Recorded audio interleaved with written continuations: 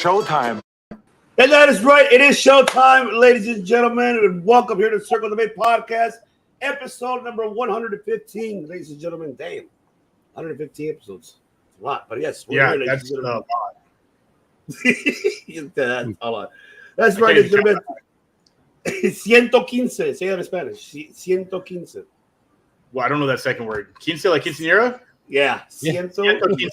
There you go. That's right. Yeah, I knew it. Hey, don't have to. Yeah, got it. Come to the cookout. That is right, ladies and gentlemen. The host of DD is one I see here with my other host, Mi Familia, the greatest faction of all time, the fellow horseman of podcasting. Of course, one is out because he's doing now since somebody came back. He is really, he's doing this right.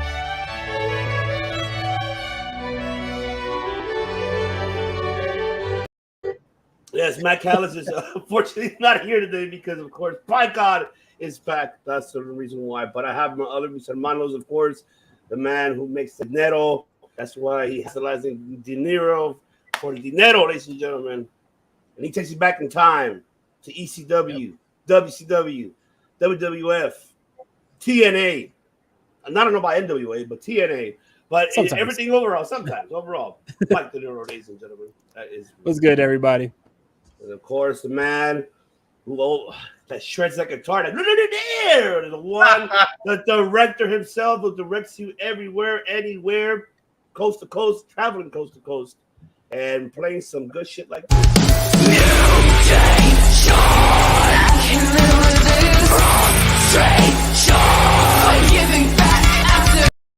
That's right, ladies and gentlemen, the director, the one and only, Chris Taylor. Coming off the heels of the lowest rated Dynamite of all time, and it was still 10 times better than the best Raw of the past 2 years. Let's go.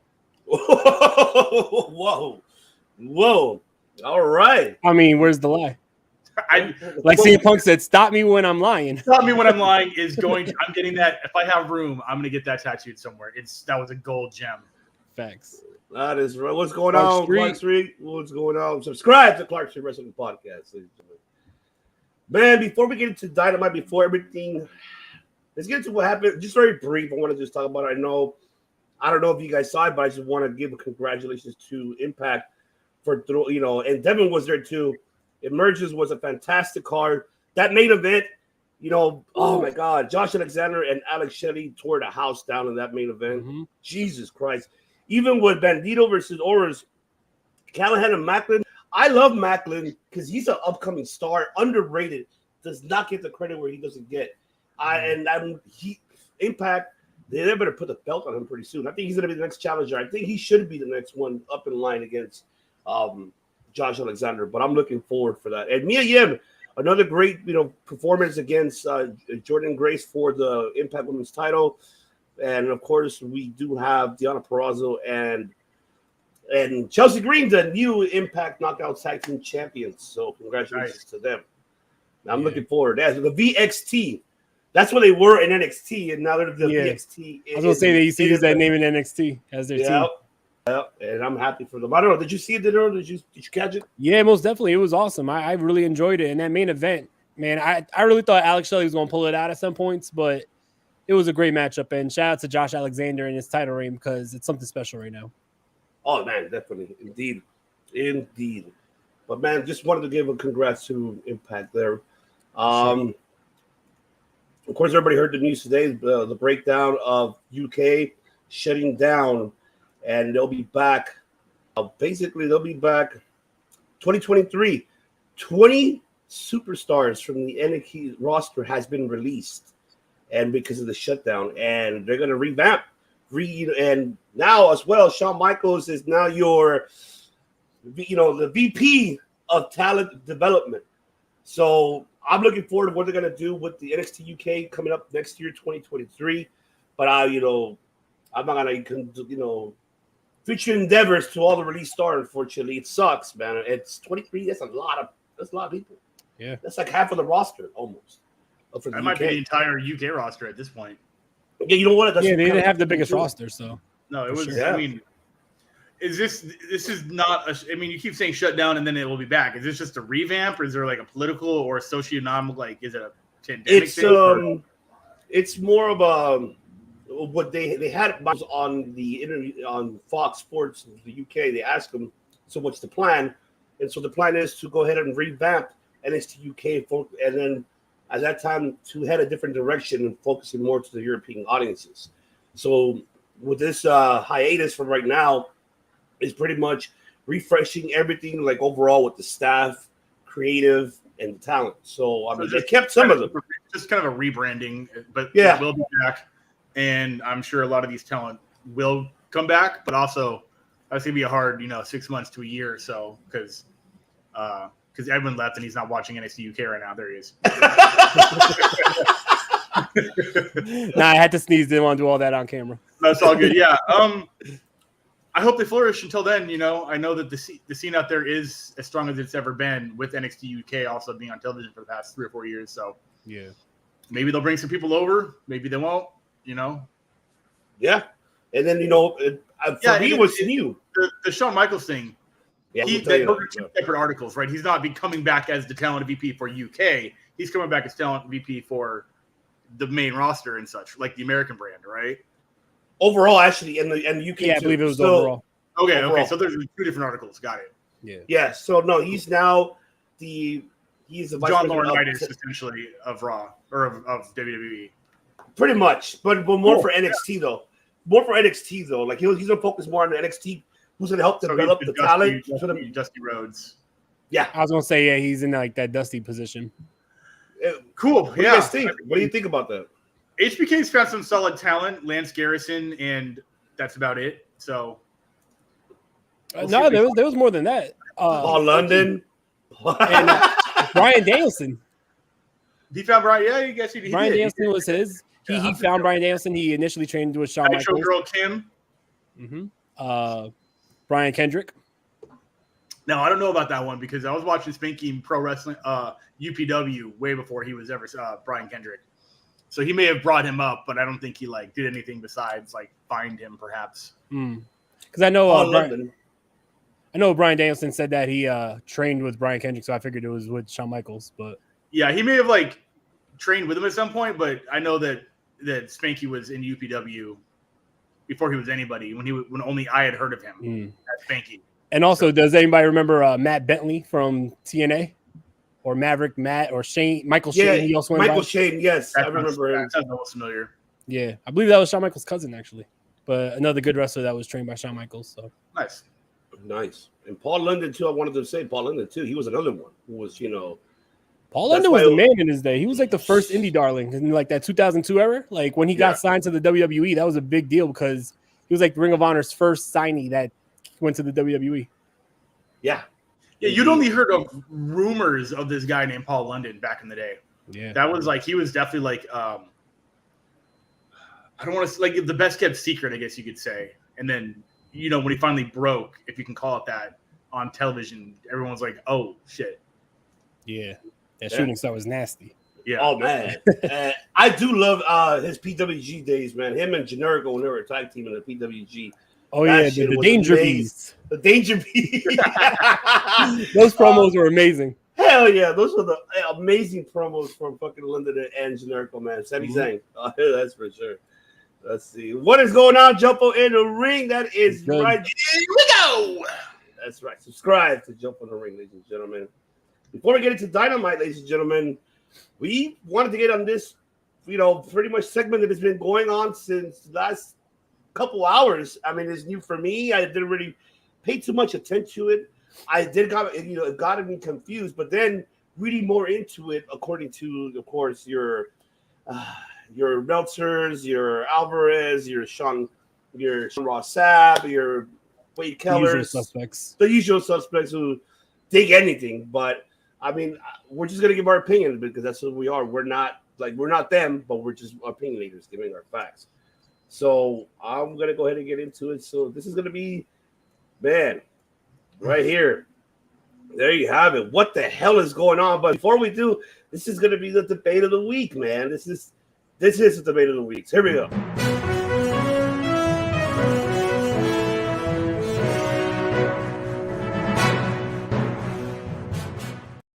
That's right, because it is.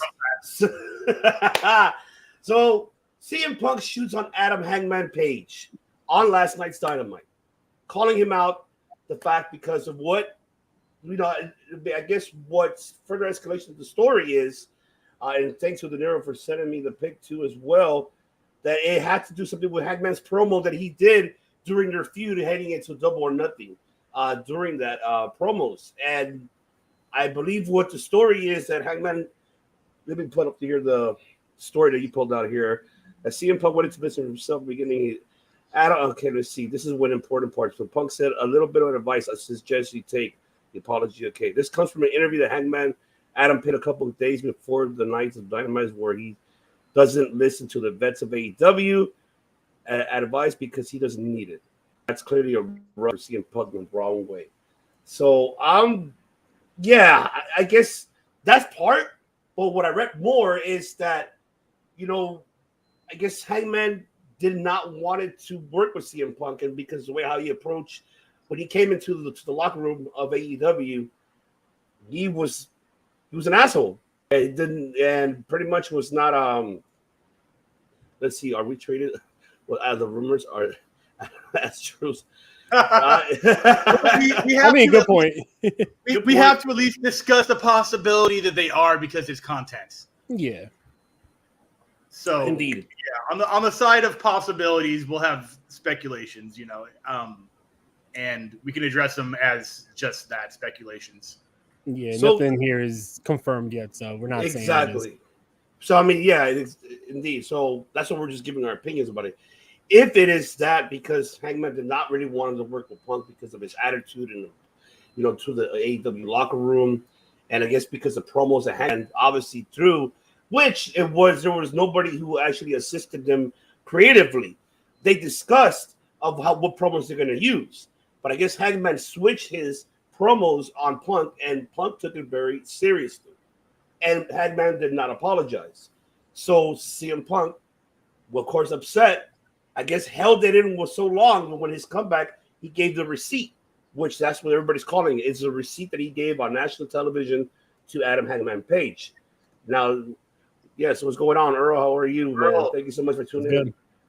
But I mean, if this is true, who's in the wrong here? Who's in the right or wrong? Was this the right decision for Punk to do this on national television? I'll take it to De Niro. What are your thoughts on this? Because you digress more during the chat. So I want to know. Digress it here, brother. Let the people know.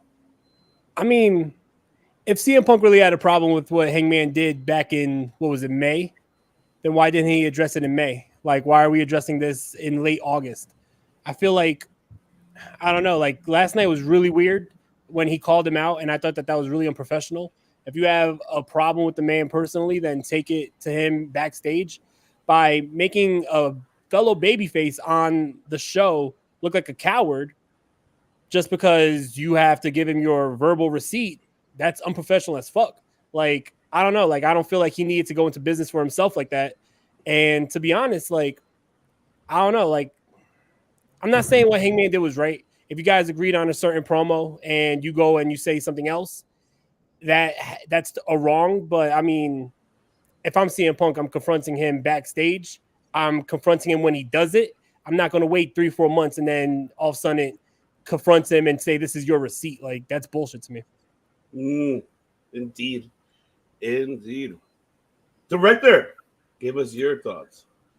I don't know why he waited so long to address the situation and to do it publicly. I'm sure because the comments were made publicly, and like you said, the apology had to match the volume of the disrespect, and I think the receipt himself matched what he thought was the volume of the check being written, I guess we could call it.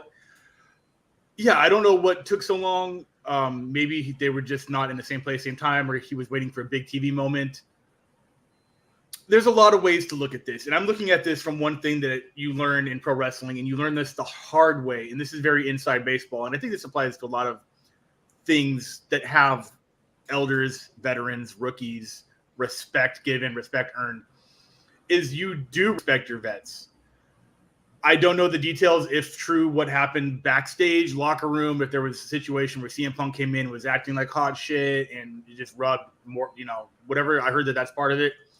I don't know what went down, so I only know what the rumors are that's happening here. I think Edwin earlier brought up the fact that part of the off-script page went on with something about the Colt Cabana comment. Mm-hmm. And I can see how that can, if that's off-script, I can see how that can internally hurt CM Punk, who is still dealing with, I mean, that was his best friend. Some shit went down, big lawsuit, took him out of the business for almost a third of his life. Yeah. All right, go off script. You bring that up. Yeah, you are going to get checked. And I think that coward comment, knowing that Heyman wasn't in the building, so calling him out, knowing he wouldn't come out, that was clever. That was hilarious. If Hangman had stiffed CM in the ring deliberately for a reason, and CM defended himself by throwing a potato back at him, like we saw with Braun Strowman and Brock Lesnar, who squashed it quick. Yeah. When that did happen, Braun threw like a knee. It hit Brock too hard. Brock hit him with a fist, and they had beers later. That is kind of how I was taught that situation should be handled. And I kind of think that applies to the mic too. If you're going to talk some shit on the mic, Hangman also didn't try to resolve this issue backstage. He did go on the mic, bring up an issue that started, that was made public. So I don't think that CM did anything traditionally out of line, in my opinion. That's only going off of what we think we know about what we think is happening. Yeah. So well, I don't remember Hangman Page mentioning anything about Colt Cabana or anything like on a promo or nothing. Someone today sent me something. You guys, one of you two. I didn't send nothing. Matt was the one that sent something. Matt said, what did Matt send? He said something like Hangman went off script and brought up Colt Cabana in a promo. Let me go back into the chat because I want to see what did he say about that, because I'm trying to. That's just part of the speculation of But also the thing where Hangman Page said that he doesn't need to listen to vets. Oh, he said they could make it work and get Colt Cabana involved. Oh, okay, there you go. Yeah. That's what he said. Okay. Yeah, so if that was off script, I get it. Also, Hangman saying that he doesn't need to listen to vets may or may not be true. He may not feel that he does, but I don't know if he has to make it public. And if that was directly Punk going off script was a no-no, okay. But so what about Page going off script if he did? So, it's a lot of I'd have to go back to fucking whenever that promo was made and find out if that's what happened. So to me, it just kind of seemed like CM was matching his energy. Throw one, take one. Yeah, I mean, I went back and actually looked at the promos that they had, for building up the feud for Double or Nothing. I don't see anything disrespectful that Hangman threw, unless the one that he really got butthurt was the one that I'm not just defending this belt, I'm defending AW from you. Unless if he says that, then or the part that, hey, I don't want to shake your hand. No, I want to destroy you. I want to beat you. And I mean, that's probably one of the last promos that I saw, but I didn't see nothing that Hangman did, disrespectfully, unless all this was done by, behind the scenes, non-camera, that maybe it caught up to Punk and he was the one, who got offended to it. So it wasn't like Hangman was cutting promos on Punk when Punk was gone either. So that's why it's really weird. Punk with no script. I mean, there is a point to be made there if that's what they did. If very true. Yeah. I mean, I'm sure he's not stupid about ratings. He probably hated it. Was like, fuck, that is fire though. Yeah, because I can't lie, that's fire. Yeah, because now it's like there's a question: is this a work? Is this not? Or what's going on? Yeah. I mean, for me, honestly, I'm gonna say, I mean, look, you've been gone for 7 years away from the wrestling community. You not even watched professional wrestling within those 7 years. You basically took the ball and left. And I respect that. I mean, I'm not, not disrespecting Punk. I think the ball got thrown out of his own yard. He threw himself out because he didn't like what was going on. He did not like it. Yeah, I'm talking about Punk. Getting fired was him taking himself out of the equation? He walked out. Well, he walked out. He got fired like 4 months after he walked out. Oh. He walked out and just went home. So that thing where he had the belt and went in the audience and blew a kiss, that was a work or a shoot? Oh, no, that was a work for the whole Money in the Bank. But that was a work, but a couple years later. When years after that. I did miss – I talked in my video last week where I did miss some of the Ruthless Aggression era, and some of that was the height of the original CM Punk era. So yeah, it was going into WrestleMania 30. CM Punk was told he was going to have a match with Triple H. CM Punk was not happy. He was dealing with a staph infection, and he just walked out and said that I'm not coming back. Because so the doctor, I know that the doctor, the doctor was like, "You're fine. It's not staph. Go wrestle." Yeah. And Ciam's like, "No, I'm fucking. This is MRSA. I could die from this. What are you talking about? I'm gonna get a second opinion." No, rightfully like, so. Yeah. But nonetheless, he walked out, and then it was about like 4 or 5 months later where WWE sent him his termination. So he got fired because like Vince was trying to get him back like after a couple months, and when he saw like he's not coming back, that's when they were like, "All right, let's just cut ties." But he technically walked out. They also promised him that WrestleMania spot, right? And they didn't give that to him. Is that something that happened? Or they were like, "Yeah, Vince McMahon promised him, don't worry, pal, I'll give you that spot next year." Then the following year, and he never gave him that, never gave him that spotlight. So he got tired of being fucked with and left. That makes plenty of sense. That's not picking up your ball. To be honest, I agree with him walking out. Like the whole shit with the MRSA, and then constantly dealing with Vince promising him certain spots that he's not getting, and then. Yeah, it was a lot more than that too. Like I agree 100% with him walking out. I'm pretty sure CM wasn't the last one at the table trying to figure out his contracts. No, he just didn't give a shit. He walked out, and then he got fired and was doing his wedding. Received that paperwork from which will make you better. Future endeavors. Hope it make you better. He's the one that obviously said the paperwork. But no, at the time it was actually Mark Carrano. Mark Carrano. It was Laurinaitis. It was Laurinaitis? Oh, wow. Yes. Because I know CM Punk hates Mark Carrano for a lot of reasons, too. Yeah, he hates him. Yeah, he was – because Carrano was barely stepping up to be the next in line, taking Laurinaitis' job after Laurinaitis moved somewhere else. But like I said, I mean, for me, overall, Punk, I get it. You've been on the scene for a while. Remember, promos like these, you know where it came from. Because, hey, real problems, real controversy makes this. What does it make, Vinny? We make movies. Exactly. Make movies. That's what it's all about. If you really got butthurt over a promo that Hangman said, but, I mean, I don't know. Like, honestly, why would you get upset if something should have been dealt with behind the scenes, not on national television, giving a receipt to someone who's not even part of the storyline, and you're really giving it to him, unless something here is changing, which we'll get into because I really want to get into that. But I mean, CM Punk, tell her, Jade. Here with Jade Cargill and the baddies. First and foremost, Tony, cut the shit.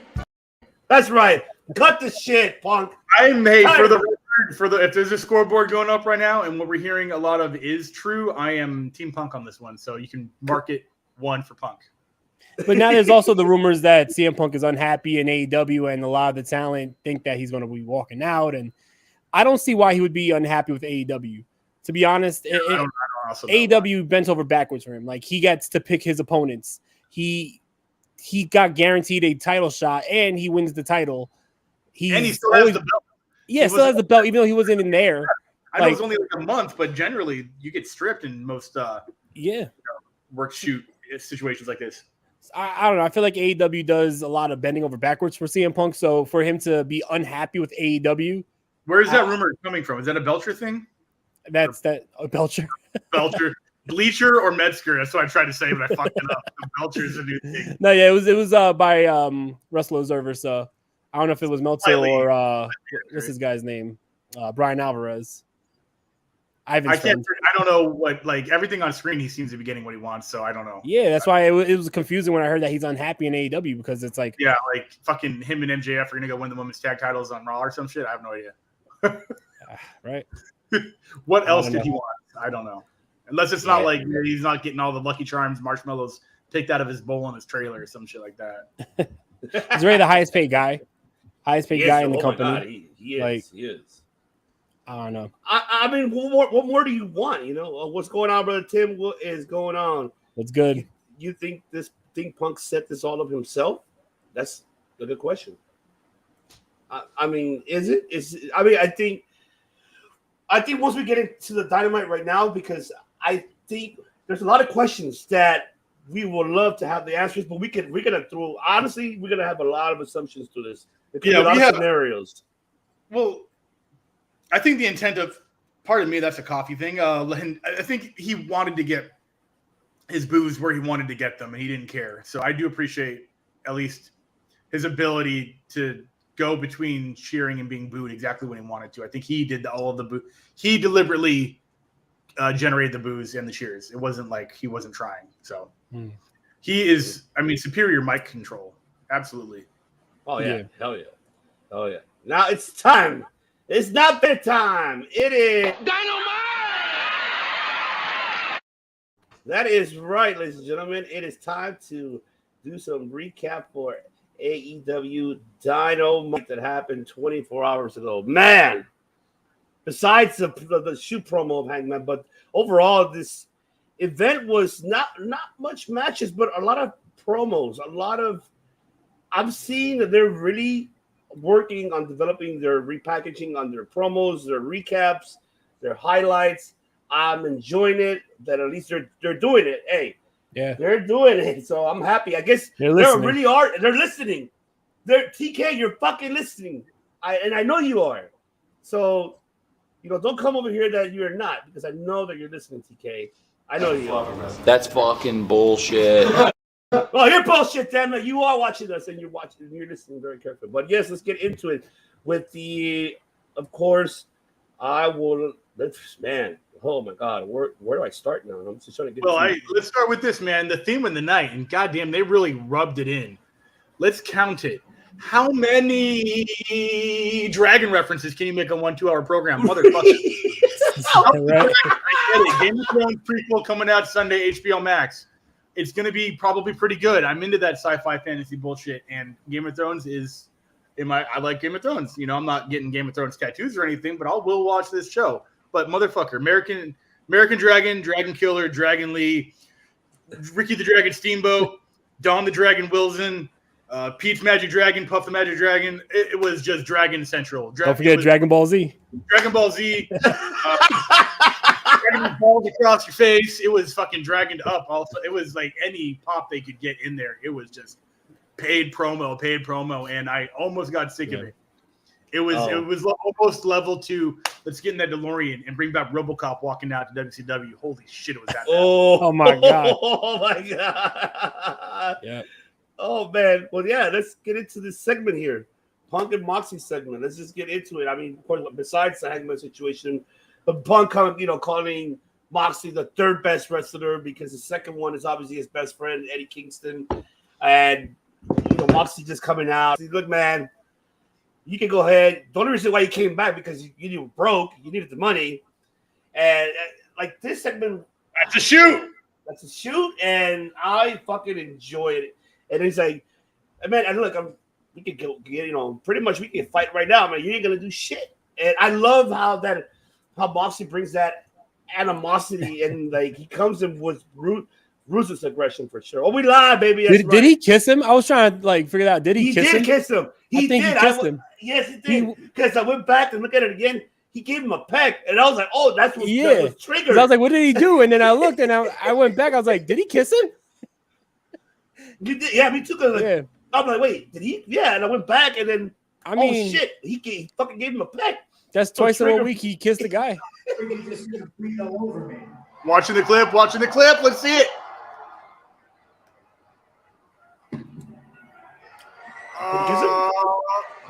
Oh my God, he did! He did kiss him, right? I think that was a way to capitalize for him going viral this past weekend for kissing Effie in their matchup in GCW. Yeah, you guys saw the clip? Oh, yeah. Yeah, so that was probably like them capitalizing on that viral moment. But yeah, I mean, this was a crazy segment. I love the intensity that both guys brought. It felt realistic, so I'm all for it. Oh man, director, how about you? How do you feel about this segment? Yeah, once we got past the Adam Page thing, which I didn't know was being controversial as it was happening, so I was very entertained by it. CM just still crushed his promo. It was his promos come off so natural, and he does write them, but they don't seem scripted. Like he has very good bullet points. Yeah. He's very articulate. I have a big pet peeve with people that are like I fucking hate that. CM Punk has never once uttered any non-monosyllabic utterance like that. It's great. I didn't have to write down many notes, but I wanted to go over some things and add some things to CM's end of the script, which was clever because obviously AEW is full of smarks and they love references and they love Easter eggs, and dropping the line that Moxley isn't the third best wrestler in his team. The first two, nay, 3 or 4, I would say he's not even the best wrestler at all on his team, but Wheeler Yuta is definitely like the first 2, and then Regal, and then Daniel, and then Claudio. So that joke was funny, referencing the Shield, because that's a theme in his career. That was funny. Not the best Kingston in the locker room. Reference to Kofi, love that. Not the first John I'm beating in Chicago. That was Cena, obviously, love that. Some improvements that could have been made to the script. CM could have said, "You're not the most sober person in this ring." Would have loved that. Would have loved that. That would have been fucking beer chef kiss. I mean, if you're already dropping bombs, then drop bombs. You know what I mean? You're not even the most sober person in this ring. And then Moxley could have retorted with, "You're not even the best wrestler in your bedroom." Which would have been, that would have been, that must be my beer, man. That must be my beer. That would have been nothing but net, man. That would have been like when, who was it? Someone hire this man. Yeah, yes. right. That's right. Tony Khan. What are you doing? If you want a writer, you're gonna remember this. I'm trying to think who cut the promo. Lance Storm on Tommy Dreamer. Ever since your back's been out, you haven't been a whole lot of good to her. Talking about Beulah. Right? Beulah. Yeah. Beulah. Which, that was such a fucking gem highlight reel shoot work because, Tommy had a bad back and he was dating Beulah. Mm-hmm. And it was Lance Storm that cut that, right? That was like the one time Lance Storm actually. I believe, that was like 99. Yeah. Around there, yeah. It reminded me of that, and they should have dropped that. I just wish that they did. And anyways, great promo by both of them. The kiss, all right, fucking weird. But yeah, I'm excited. And now that we know where this match actually might be taking place next week, we don't know. We don't know what's going to happen. Right? Yeah. You cut it deep into it. I think maybe Paige is going to come out and then interfere, and then we might get that 3-way dance in Chicago. Well, I doubt that because the whole storyline that they got going on with the Young Bucks and the Elite and the Dark Order and the Trios titles with Hangman, like I thought that the way they were going to go with this would be Hangman Page, and the Dark Order going against the Young Bucks and Kenny Omega in the finals, but we'll see. I mean, I think that you have to capitalize off of it right now because everyone's talking. So I'll be all for adding Hangman Page to that matchup. Man, right. But then obviously what's going to happen next week is I think that he would run out, cause the DQ, and then get himself added, traditional way that would go. Very Vince-y, I guess you could say. Because AEW has a very low non-finish rate, which is good.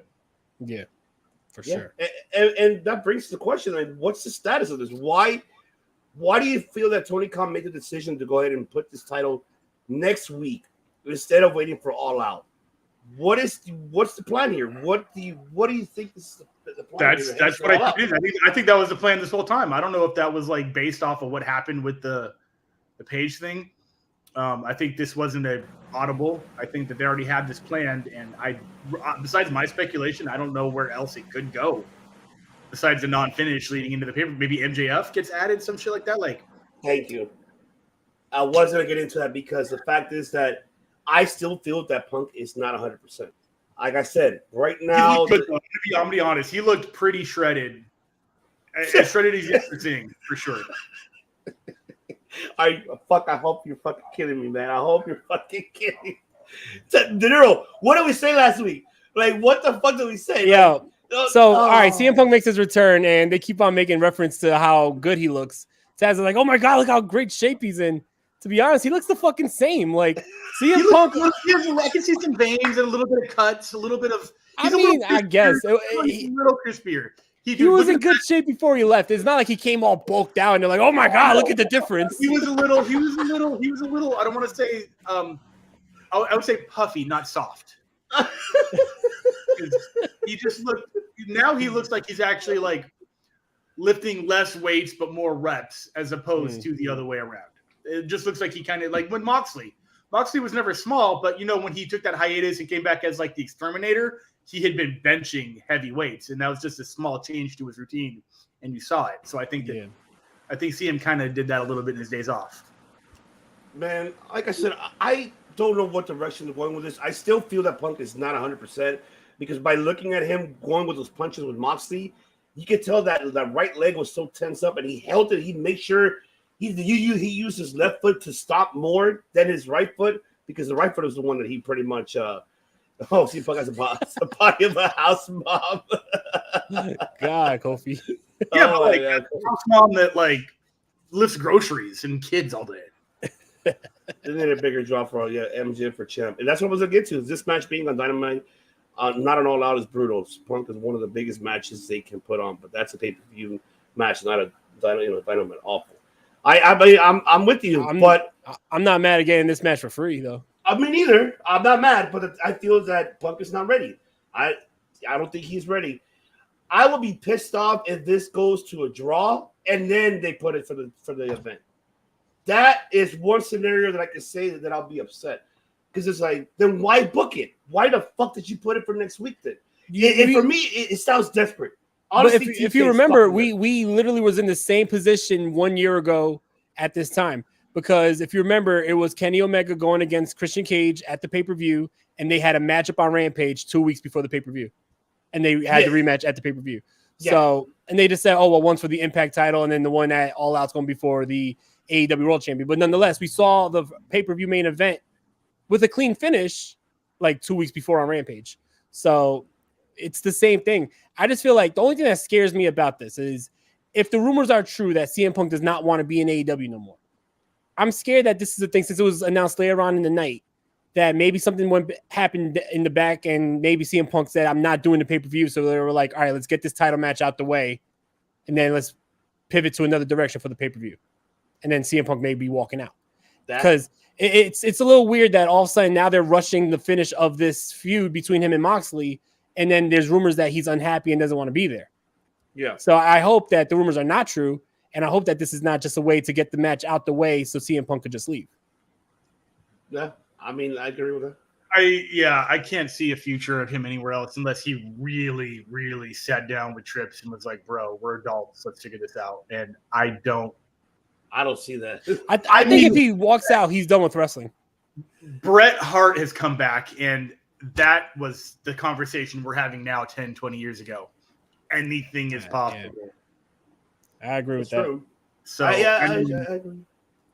But I don't know. I just feel like if he walks out and he's not in AEW, I just think that he leaves wrestling again and probably doesn't wrestle. If he loses the belt next week, then MJF is going to come in this picture. MJF was the one that Tony Khan's going to call him, hey, I need an opponent for All Out for Moxley. You're going to be the one. You're going to be over. MJF will win. That could be the case. Or if Punk wins, let's say they enter MJF into that mix, get him going with Punk in the promos. That could be another, scenario there too. I hope we're all being. I would love that. I would love being played like a fucking fiddle for once like this. I hope so too. It's been so long. Yeah, let's be honest. As a fans, we shouldn't really care if he leaves. I mean, oh man, I like Punk's aura that he brings eyes and ears, and I can appreciate that, And he is the number one draw for AEW. Like, you can't deny the fact that he's their biggest star. I'm entertained by him. He's not in my top 10 list for at least for wrestlers, maybe for entertainers, and the passion that fans have for him, I'm cool with it. Like I have no reason to not appreciate him. Yeah, it's just there's so many scenarios you can use in this situation. It's just that it's what Punk decides. I mean, if that's the case that he does leave because of that bullshit that happened with Hangman, or he wants to leave for other technical reasons, so be it.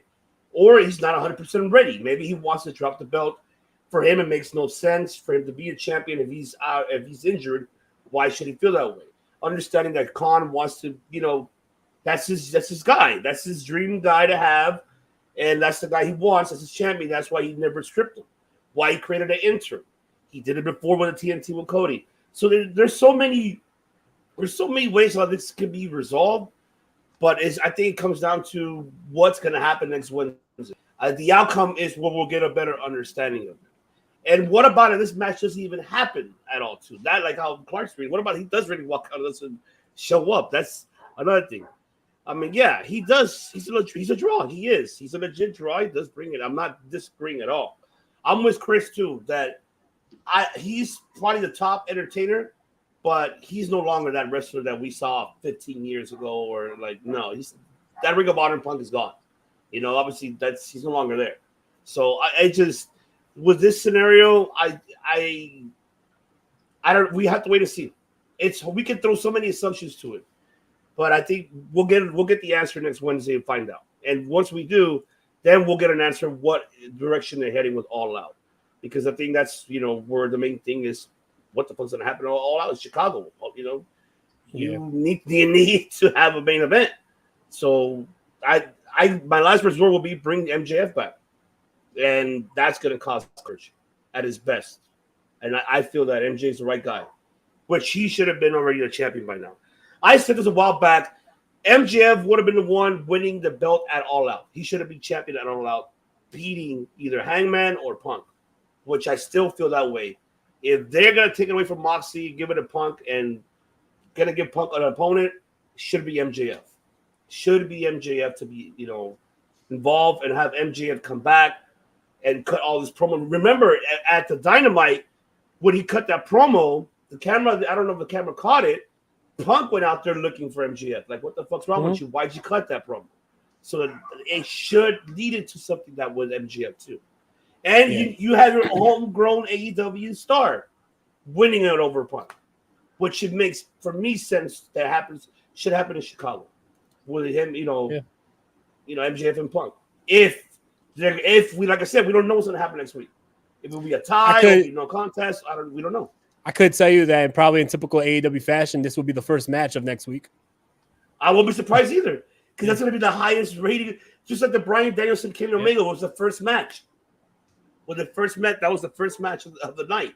I'll tell you what, I was there and I was shocked that match was going on first. Like, I literally just got to the venue, Dynamite starts, and all of a sudden, I'm like, wait, that's happening now? I almost missed this shit? Oh, hell no. Oh, man. So you mean you didn't want to watch 20 minutes of Seth Rollins laughing at Matt Riddle? Nah, I passed up on that. I can't do Rollins impersonation. I can't do it. Oh, man. All right. Let's get into it now. We're going to get into the Bryan Danielson and Daniel Garcia best out of two out of three falls. Man, I just wanted to digress with this one. Fantastic fucking matchup. And I'm going to say this right now. Bryan put Garcia over. He fucking put him over. Big time. He put him over. And this was, for me, this was it reminds me of PWG a little bit. It reminds me of bar wrestling. It reminds me of Ring of Honor, Bryan Danielson. And seeing Garcia of what he's done. Now, mind you, he took the first fall. He beat Bryan clean in the first fall. So that's what I enjoyed. This match was fucking match of the night for me here in Dynamite. I know I'm going to get shit on about the main event, but I think this was a main event for sure at its best. And this is what I don't get. I don't understand. Garcia should have been in Blackpool Combat Club in the first place, not Jazz. It makes no fucking sense. When they first brought the group together, I was like, what the? I just didn't get it. I didn't understand it. Garcia doesn't fit. He's not an entertainer. He is a wrestler. And then I love the fact how Bryan was trying to, shake his hand after the match, but then it's Jericho, which by the way, I do love how they're building, how they created now that story, how it's going to develop. Jericho coming in, being the middleman. Hey, what are you doing? You're not going to shake his hand? No, hell no. And Garcia pushing him off. So now it's the build-up between Bryan and Jericho for All Out, which I like it. I think that they did this right. Whoever planned this, between Bryan and Garcia and Jericho, awesome. I love it how they started that fucking fuel to now be heading into All Out. So I really enjoyed it. So, De Niro, I'll take it to you. Yeah, I'm right there with you, man. I love this matchup. This matchup was a banger. I just love, real quick, I love how AEW week in and week out puts on phenomenal matches. It's crazy how we're watching Raw and SmackDown now and saying, wow, that match was good. But AEW's been doing this for the 3 years that they've been around. They put on pay-per-view quality matches on free TV weekly, and they never disappoint. This matchup was no different. This matchup was a banger, and I feel like this matchup right the wrongs of the last time that these two guys had a matchup, because they had a great matchup, but then with the whole interference of Jake Hager, I feel like it took away from the moment of Daniel Garcia beating Bryan Danielson. This one, there was no interference. He had to do it on his own, and even in defeat, he still goes over because he looked like $1 million. Bryan Danielson definitely gave him the rub and made him look like a freaking star. I agree with you too that he fits more with the Combat Club, but I think that was by design. Like, he was the guy that was going to feud with the Combat Club, and they all respect him to the point that he starts to question why is he with the Jericho Appreciation Society. So I think that's a great story that they're building here, and I'm really intrigued to see where this goes. I love Garcia's feud with Wheeler Yuta, and their match at Ring of Honor was amazing. I think that they would be an even better tag team for AEW. So if Daniel Garcia did join the Blackpool Combat Club, I think that would be a great team. But for sure, this is just great stuff. And having someone like Ricky the Dragon Steamboat ringside as well was awesome too. Too many dragons today. Dragon, you got the Dragon Slayer, you got, of course, the Dragon, you got the other Dragon, and this was, of course, brought to you I was watching by Dragon Tales for a second. Dragon. Indeed, man. But man, yes, this was such good shit. It was good shit. Director, the floor is yours. Yeah, that was a 5-star TV match. That was a 6-star pay-per-view match. Absolutely. Or other way around, I guess you could. 5 beers, not stars. Yeah. Hey, Estrella Modelo, I guess. I don't know. Is Estrella a beer? Estrella. Yeah, that's a beer, right? That counts. Yes. Yeah. Sort of star. Yeah, a thing that DeLorean brought up that I don't know if a lot of kids today are talking about is the rub. That's a real thing where Bret Hart was real good at that. Is he would bring up an up-and-comer and make them look real good, and then they would take that experience on with them, and they would look real good in turn. And Daniel Garcia might be one of the most talented wrestlers that no one is talking about on the list of top 5 most talented wrestlers right now. And this match proved it. He's been doing singles matches, I think, for a while. Yeah.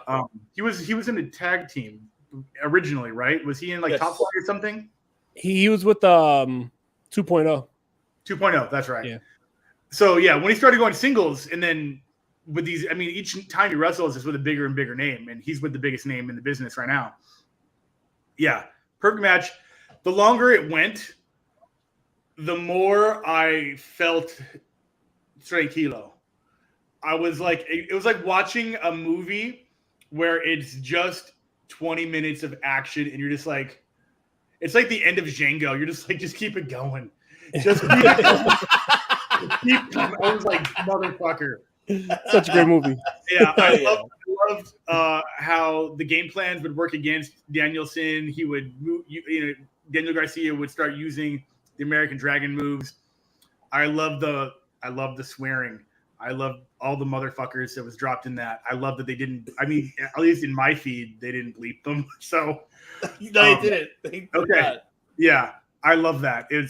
And I think, like you said, I was going to bring this up by design, that he was put on a heel team just to make the impact of him going face that much more important.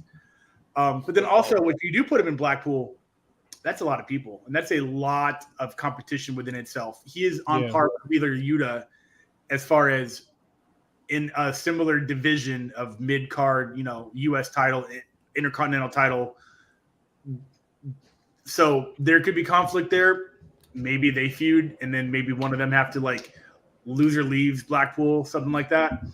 But he does belong there. So yeah, I hope they don't do like a double swerve where like he feuds with Jericho, and then when it comes down to it, he teams with Jericho, which is kind of what I thought was going to happen last night. I thought he was going to be like, you don't get to hit him, I'll hit him. I thought it was definitely, I was like, that is for sure about to happen.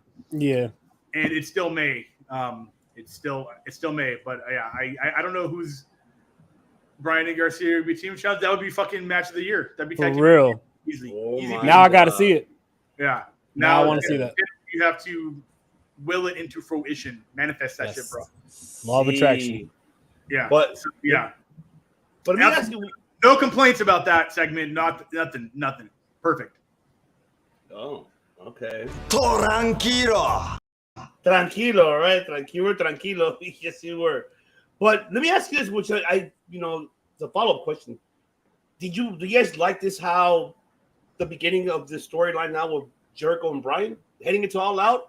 And what do you expect out of these two at All Out? I mean, when was the last time they ever fought at all? I mean, I don't remember. I mean, one thing I do remember was the NXT show. Remember I was gonna see that Bryan Danielson's first match with Jericho. With Jericho, right? That was it. But that was squash. It wasn't like a match.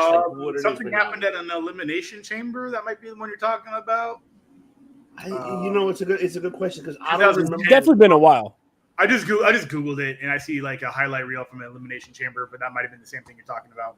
I think it was definitely before like the whole Yes movement and Bryan Danielson definitely like getting over with the WWE crowd. I think it was before all that, because if you remember, Jericho would take like his little breaks in between too with WWE, so it had to be like probably before 2014. So it's been a while. Right. How do you guys feel about it though? Like heading to All Out now, that's the storyline pretty much for them to light the fire for the matchup happening All Out. I mean, are you guys intrigued of this matchup and the story, how it's going to develop? If Jericho brings the type of quality match that he did last week with Moxley, and he has that type of matchup with Bryan Danielson, all for it, because that would be a masterpiece. Oh man, how about you, director? How you feel about that? I like this. I mean, I don't have any real complaints about it. I'm not like, oh shit, dream matchup, can't wait for this to happen. I'm excited by it. I like the pro wrestlers or sports entertainers versus wrestlers team they have going on behind it, because it's so outlandish to think that the sports entertainer is a better wrestler in a way. I like that's such a ridiculous point of view that I love it. Like, it's like what Drew McIntyre said on Raw. He was like, whether you want to call yourself a sports entertainer or pro wrestler, we're wrestlers in a wrestling ring. So let's or superstar. We're or superstar, yeah. Which, I mean, as you guys sidetrack know, that the word wrestler was blacklisted for the past 12 years. So if Vince was there, we would have seen, I don't know, probably a tombstone. But yeah, I mean, it's an interesting storyline. I don't hate it. It is what it is. Jazz versus Blackpool. It has to happen. I mean, we're still waiting on Eddie versus Jericho to resolve itself, essentially. I hope no more. No. Man, after you went on for like 6 months, I'm sick of that shit. I feel that. I'm not saying I want that to end. I'm saying I know they haven't ended it, so it is what it is. We were just talking about the law of attraction, man. Please don't manifest that. What's going on? Can watch that. What's going on, Dan? That's right. What's good, Dan? Cage My IQ. Make sure you subscribe to our brother. You know what dream tag team match I want to see? I want Garcia and Danielson versus the Kings of Wrestling. Give me Claudio and Chris Hero versus these two. Oh my fucking God. Yes. I would love a Chris Hero return. Chris Hero is the guy who holds a special place in my heart. And I was reading his article. He's like, he's ready to come back, but he's waiting for the right time. And I'm like, fuck, when? I've been dying to see Chris Hero back in the ring. I can see him joining Ring of Honor for sure. Before it got sold to Tony Khan, he was the head booker. He took over Delirious's place. He was? I thought he was just like an agent. At first. But then they had him do the live shows. He was the head booker and the creative. And that's great for him, because he's definitely a creative guy. Oh, fuck yeah, he is. He's a creative guy. Yeah, he is. All right, and then we got to move into a squash match, which I don't know what direction they're going with them, but, I mean, let's just get into it. Of course, the Gun Club and the Varsity Blondes. We got it very brief, right? Steve Bernie blinked, and I'm like, what the fuck happened? That was it, the Colt 45, they won? What the? I didn't expect that, honestly. But then we just see, of course, I'm proud of you, sons. This is the way how I wanted you guys to be. And Stokely comes out, and then of course, out of nowhere, the Gun Club, the kids attack their father, and we see the Acclaim coming back, coming for the rescue, and they reunite with Billy Gunn. And scissor me, Daddy, scissor me, and there you go, you get scissored. That's right. So they're back. They're back in action. So now So it looks like a lot of, I'm really intrigued what Stokely's up to. That's what I want to know your guys' thoughts. I mean, there's nothing much thought about the match, but thoughts about the turnaround. I mean, of can we trust Billy Gunn this time after he kind of pulled the same thing the first time? But this time, can it be real? I mean, what are your thoughts, director? What do you think about this storyline with the Acclaim and the Gun Club and Stokely now being involved? I want the switches to stop, but I think this is all that's right with this angle. I think that Billy Gunn with the Acclaim is correct. I liked that legit children attacked their dad. That is, I can't remember the last time that's ever happened. I mean, it probably has. I just can't. I can't think of it. I know it exists, but yeah, that was hilarious. I definitely thought that was going to happen for sure. And yeah, the Acclaim is going to be probably one of the best tag teams of all time. And I don't mean just because under Billy Gunn's tutelage. That's not really. That's a work. But just in general, they're great on the mic. They're great in the ring. Max Caster is over like Rover, and Billy Gunn is just going to help bring more comedy and wrestling to the product. Yeah. Yeah. And obviously, I think that Stokely just did the whole Hardy Party thing and just paid them. Said, "Turn on your dad. Here's some money. Come join me." Pretty cut and dry 101. By the way, Dan, love your shirt. He said, "Seth would approve." Talk about your shirt, Chris. Of my shirt? Yes. Oh. Yeah, I was gonna say. Yeah. I was like, does Seth wear Blackcraft? I know that Bobby from Blackcraft used to be married to someone from WWE. Forget her name. Melina, right? Was it Melina? You said Melina last time, if I remember. I don't know, Melina, but it was someone else, like Rachel or Raquel or something. I can look it up. I mean, De Niro, what are your thoughts on this one? I mean, I like it. I thought that this was going to lead to Rosa Mendez. Yeah. Rosa Mendez. Her real name is Melina, so yeah. I thought that this was going to lead to what I predicted a couple weeks ago, where maybe the Gun Club turns on Billy Gunn, and then we get Billy Gunn and Road Dogg versus the Gun Club. Like, I know Road Dogg is like really itching to get to AEW. He keeps on mentioning it. He would love a spot in AEW. So I thought that was going to lead to something like that. But I'm all for him teaming back up with the Acclaimed. But it just doesn't make so much sense to me because Billy Gunn turned on the Acclaimed, and now the Acclaimed is coming to his like help.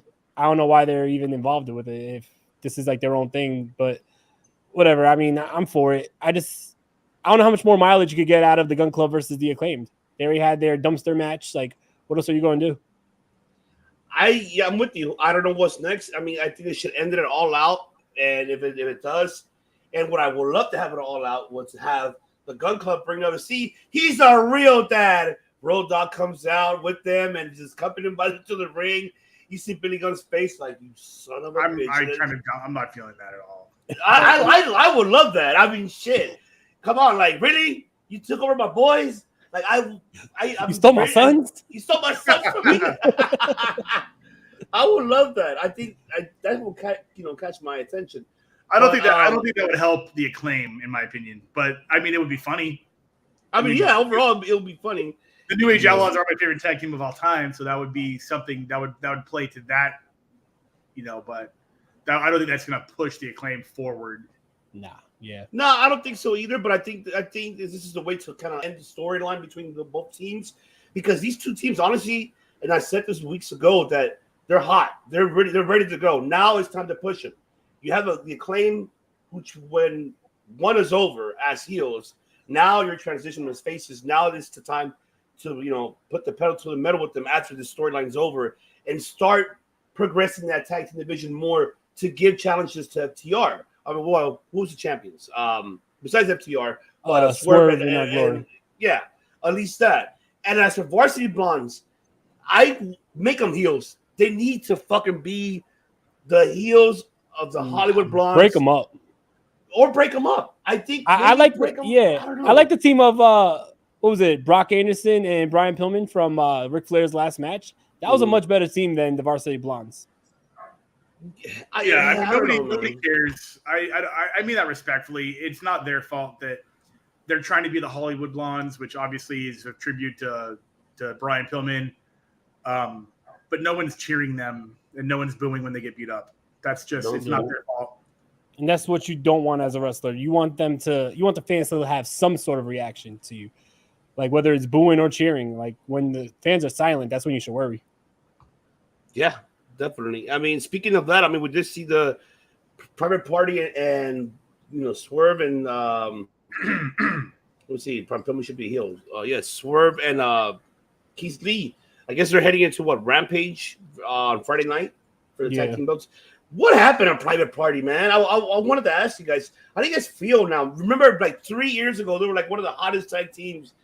Those were my boys. I trained with them in House of Glory. I want to see them do good. I wish that they were elevated more. I don't know, man. I'm not. I feel really sad for them. It's sad that where they came in 3 years. I mean, they were up there the first year. I'm not gonna knock them. Their first appearance, they beat the Young Bucks on Dynamite, and everyone thought they were going to be the next big thing, and then just, I guess, poor booking for them. I think they I don't want to say flash in the pan. I think they had a lot of their time, and I don't know if there's a reason there's less time for them now, unless there's more tag teams, which maybe there are. Maybe the trios things kind of took over, but it has been a minute. I mean, Acclaim kind of took their spot, to be fair. Yeah. Because they're good on the mic, and Private Party is always being compared to Street Profits, and Acclaim a little bit too, but like they just don't have something. They're good in the ring, but they're just not on the mics as much as Acclaim, and definitely don't have the caster effect. So I think a little bit of that was like before the Acclaim showed up, you had Private Party, then you had the Hardy Party, which kind of killed it, and then the Acclaim came over and then sort of like weaned them off a little bit. Yeah. Let me ask you this before we move on to the next topic. But if you had opportunity if they give you in charge of the tag team division, and who would you put over?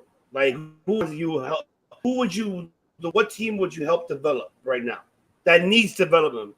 What would you do? Name at least two of them that needs development, or just teams that I think I could see them in bigger roles.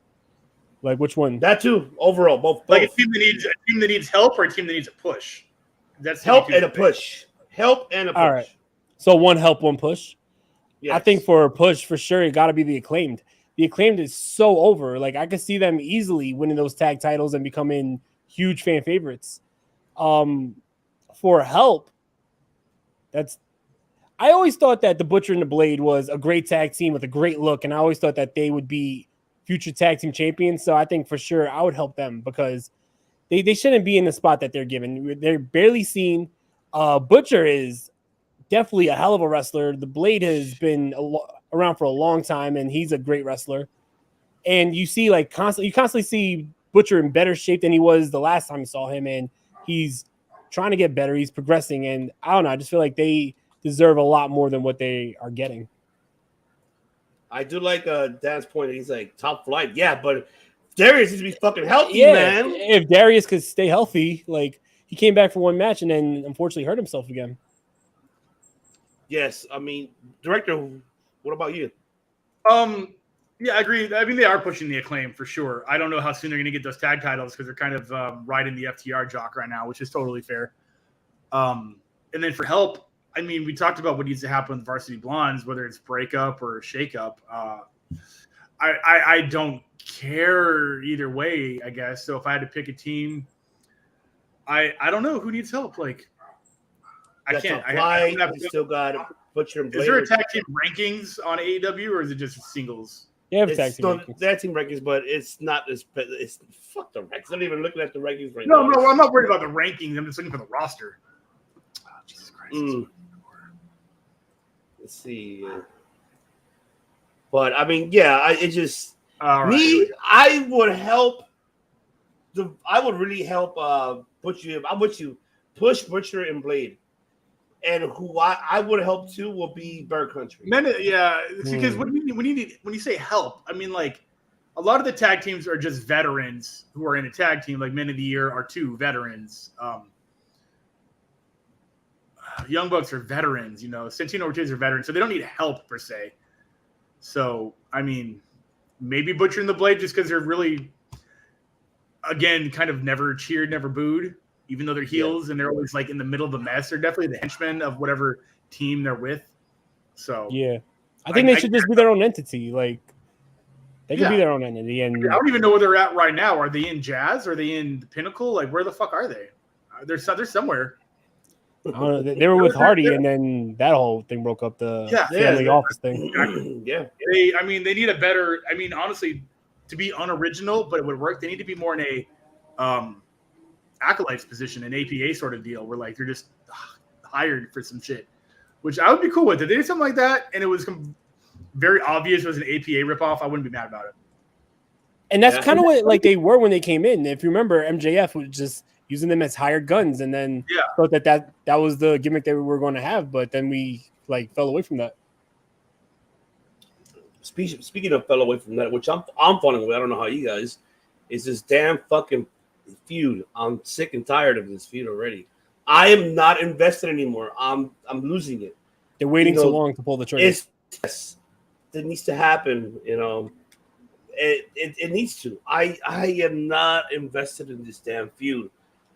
I mean, if whoever caught the promo completely, I caught it, but I stopped paying attention. I'm like, just make the match happen. That should have been booked next week instead of just waiting for All Out. Jesus I think Christ, the problem is Jungle Boy is not convincing at all. Like he sounded. I've been saying it forever. Like, I don't know. Like, all right, so the network said he can't say the word pussy. He was like, well, I was told I can't say a certain word, but I wore it on my shirt. I was told not to wear this shirt anymore. It was like, this is boring, man. Like, he had no, I don't know, like, when he was talking to the crowd. What happened? Say it. Did you hear what I said? I said, have you seen his dad act? My mom was in love with him. My mom used to be a huge fan of. Your mom was a Dylan guy, or Dylan girl. Yeah, she was a big 901. What was it? 90210. 90210. I'm just kidding. I remember every Friday, whatever it was, like she was like, "Oh, I have to go watch 90210." I'm like, but go watch Dylan at the Peach Pit on his motorcycle. No, I love Luke Perry, but yeah, that I don't care what's going to happen here. It has to be one and done. They have to have their match, get it over with, and I don't know if they're going to have Jungle Boy now swerve on Lucha swerve back to Christian. It just has to be not anymore. I don't exactly. I just don't know. Like I don't know. Like this is the problem with AEW. They have their feuds like they draw them out too long, and then it's under the disguise of long-term story booking. But when you just drag shit out to drag it, you can't just always say it's long-term story building. It's boring. Yeah. Because there's not really, I mean, for pun intended, any evolutions in a lot of the storylines. Yeah. See, even Tim, I'm with Tim. It's just, I'm not invested. I this should happen next week. This should have happened next week. Not waiting to a pay-per-view. I'm just not invested in this feud. I feel bad for Jungle. Honestly, if people think it's helping develop Jungle Boy, I'm sorry, it's not. And my promo wise, no, it's not. It's not working. It's I don't. He looked bad, especially when they told him, "Oh, well, you can't say this word, so I'm not going to say this word." Like, man, if you're over here and you have like a killer instinct and you're calling Christian Cage a pussy, and then you're going to come out the next week and say, "I was told I can't say that anymore, so I'm not going to say that anymore." Like, seriously, I don't know. It just seemed bad. Like he seemed like a little kid. Like I got in trouble for saying a bad word. Sorry, guys. Like. Yeah, like what the fuck? Are you trying to be like, what, you want to be the early John Cena one with, I don't swear, I don't say anything type of, no, like, my God. Damn it, Jungle Boy, we need aggression. We do need that ruthless aggression from you. And this feud is not doing it. You need to move on. Wow, I would have booked Jungle Boy. Make him, he is young. He's hot. Make him like your fucking early version of HBK 1994 or 96. Take it into that direction. Like, have the girls all over him, but he's like, oh, wait, hey, like, and have the boys. He's already with Anna Jay. Like, Anna Jay should be with him and not with the Jericho Appreciation Society. Like, or at least give me Anna Jay, Tay Conti, and Sammy Guevara. I wouldn't mind that at all, at least. That would be funny. They could be called Double Date. The worst thing ever. Just the worst. It's just something different, man. Not this one, for God's sakes. Oh my God. Yeah. All right, and then we get, of course, Tony Storm, Kylie King. Oh, are we going to mention that John Moxley and CM Punk came back out and started brawling again? Yeah, that was whatever. That was fine. That's fair. That's old hat. Raw used to do that. No, but the thing is, I think it's something that AEW doesn't typically do. And I think that was actually something pretty special because usually AEW has just segments where you never see like one storyline play out throughout the whole episode. And I feel like that's like the start of them making it more like episodic. So I think it's like answering some of our like wants that we were talking about here, how they need to do more things that like play out throughout the episode of Dynamite and not just little segment here and then you don't talk about it again. So I thought that was actually a good step forward for them.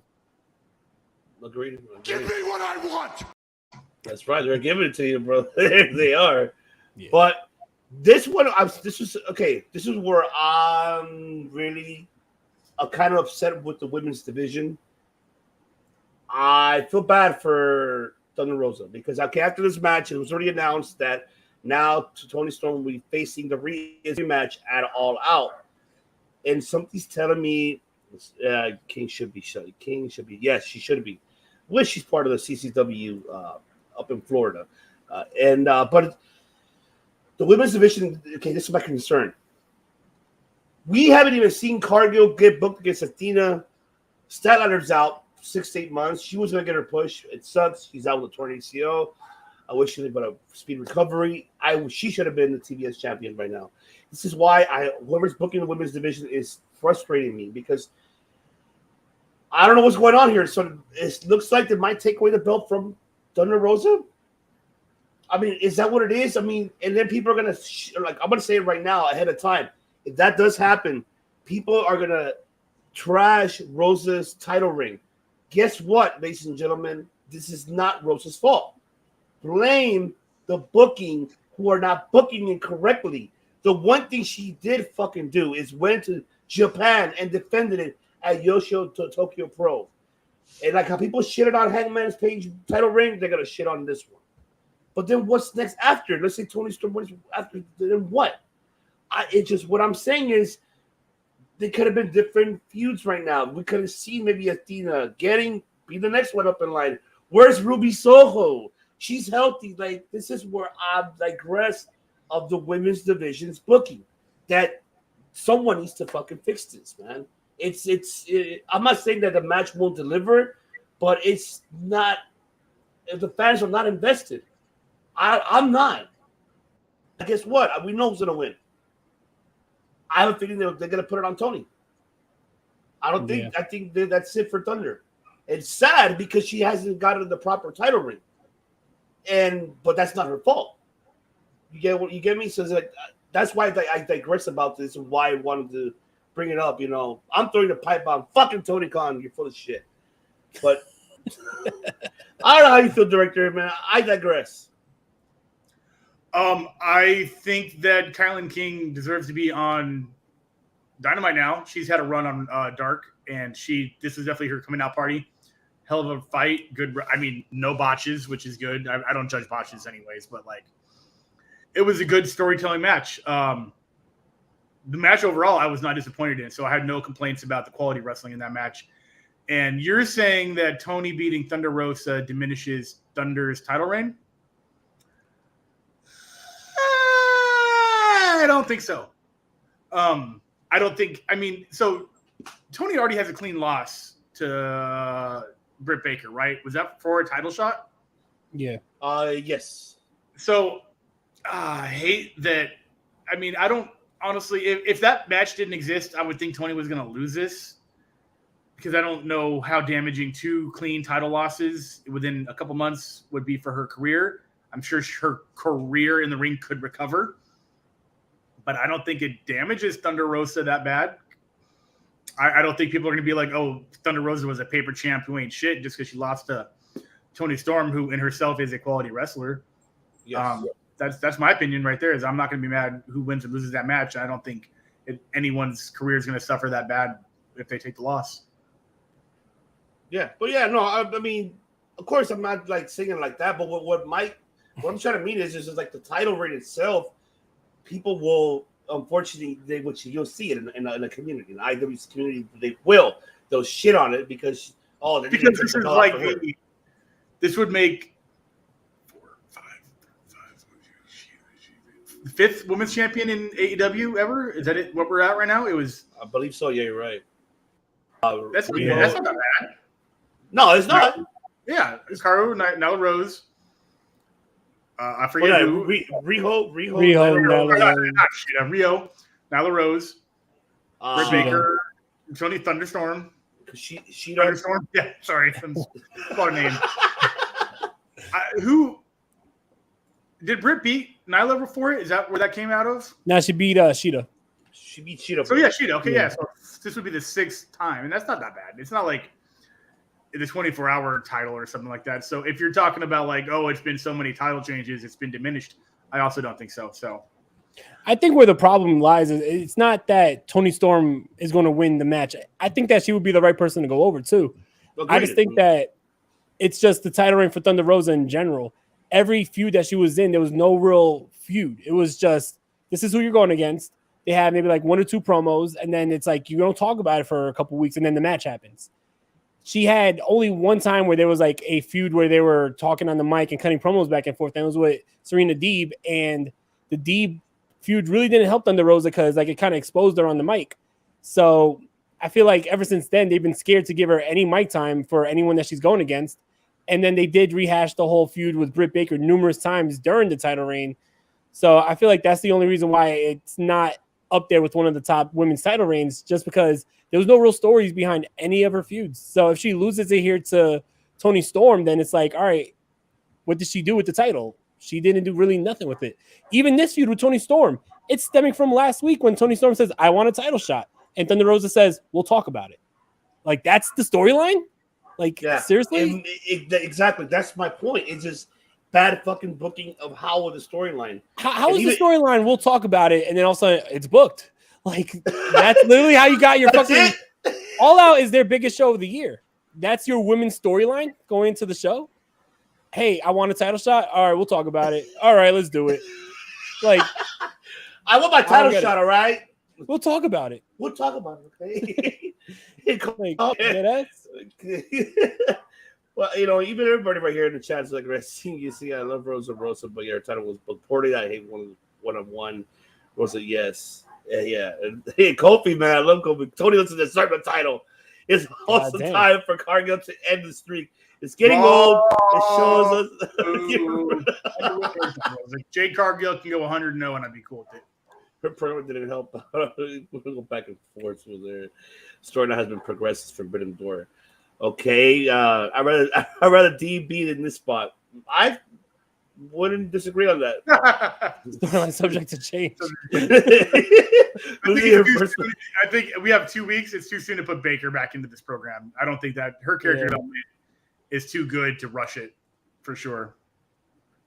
I just feel like the AEW needs more story for the women. Like sometimes there's like really no story at all going into the pay-per-views for the women. And then you have like these blood feuds and these hate feuds for the men for the main event every single pay-per-view. But then the women's title is just, I want a title shot. Okay. Well, I feel like when Baker had the belt, there was some good story going on there where she lost that like hardcore match against, I think, Thunder Rosa, where she came out of that basically the winner, even though she lost. Yeah, you know, she was like the new queen of hardcore to me at least, and that to me that mattered. Like Britt Baker's done the things that we, in my opinion, want to be doing for everybody else. Well, Baker could carry herself on the mic. Statlander is made out of fucking pixie sticks and toothpicks, man. She is broken on the way to the ring. But here's the thing: is like Britt Baker, to your point, was able to carry feuds on the mic. She was able to really talk you into wanting to see the matchup. Yeah, she had not only segments but vignettes and can actually wrestle. Yeah, so she was like the complete package where Thunder Rosa is coming off as a great wrestler, a cool look, but can't really cut a good promo, and I feel like that's hurting her title reign. Yeah, and it's not a language barrier. Her English is totally fine.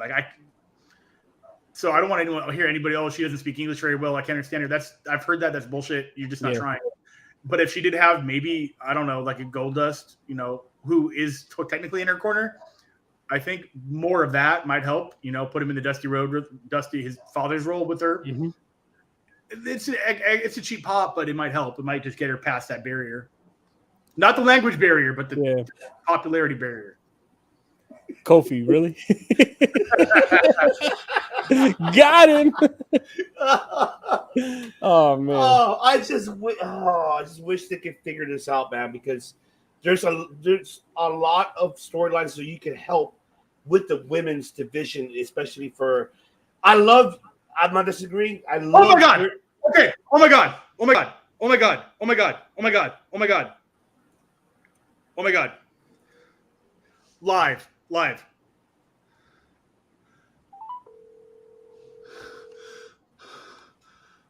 Oh my god, what's going on? Oh, are you sitting down? Yeah. We got Blue Ridge. Oh fuck! September 7th. Okay. Oh my god. Fate Destroyed's returning to Blue Ridge. Hey. I'm doing a literally live podcast right now. You're on speakerphone. Sorry. That's fucking amazing. I am shitting my fucking pantaloons right now. Okay. Well, please don't take your pants. It's gross. But I'm not like, yeah, I'm crying. I'm crying. I'm fucking crying. okay. This is gonna take a while. That's awesome. Oh yeah, that's awesome. Congratulations. I might have to end the podcast. I got to start putting this together right now. I got to like talk to you. Finish your podcast. You and I will have a conversation about it tomorrow. Okay. Okay. I'm gonna be driving to Vegas, but I can talk on the phone. I'm shaking. I'm crying. I fucking love You're this. driving tomorrow. What are you doing in Vegas? Corinne's brother lives there, so we're gonna visit for a few days. This is dope. This is Holy awesome, shit. man. Hell yeah. Your fucking hard work pays off, bro. Thank you. Congratulations. Thank you. Congratulations. Yeah, I only got to the part of the email that I was expecting him to say, but it's like a long paragraph, and then it goes, and you're coming back. I thought he was going to say, but we're going to wait, but it didn't say that. It's a paragraph. Go ahead and read it. It's in the band email. I just read it right now. That is fucking amazing. I am so excited for that. Oh my God. This is so great. We'll make a big announcement tomorrow. We have 3 weeks to put this together. Let's fucking go, bro. I mean, pretty much everything's together except I don't know how the fuck everyone's gonna get Plane there. tickets. Yeah. It's whatever. I feel like it's gonna be a lot. Yeah. We may have to, We'll figure it out. We got this. yeah, we'll make it work no matter what. All right. Fuck yeah. Hell yeah. Let's fucking go, bro. Appreciate it. All right. All right. Peace. Literally best phone call I've gotten in so long. You have no idea. Yeah, I've been waiting. I'll tell the podcast. I've woken up every morning since January 1st to read this fucking email. Amazing. I messaged them on Instagram today and they read it. I know. Good. That's fucking hell yeah. Good work, man. Let's go. I'm gonna get back to this and then I'll figure it out from there. Thank you. Are you on Casey yet? No, I called you as I was reading it. Okay. I'm gonna call them right now. All right. I'll be off this in like 20, 30 minutes. Call Casey. I'm gonna call TJ. Okay. I was gonna be like 20, 30 minutes, but I got this. He's gonna call him in 20, 30 minutes? Yeah. Okay, okay, awesome. I'll talk to you soon. All right. Peace. Okay. Congratulations! That's awesome. Let me read the fucking. Let's digress for a minute. Let me read. Go ahead, read it. Word, fuck read wrestling. Blue Ridge. Read it. This is awesome. Read the fucking. Oh my God. Read the fucking lineup. Oh my God. Where is it at? Not the TBA one. Just give me the real lineup, not the fucking fuckity fuck. Lineup. Full lineup. Slipknot, Disturbed, Ghost, Mudvayne, Ice Cube, Three Doors Down, Day to Remember, Hailstorm, Lamb of God, Alice Cooper, Tenacious D, I Prevail, Stone Temple Pilots, Seether, Gojira, Underoath, Newfound Glory. It just goes fucking Pennywise. Oh, who's who? Wow. Congratulations. Anyway, yeah, I think Tony Storm should. I don't want to be mad.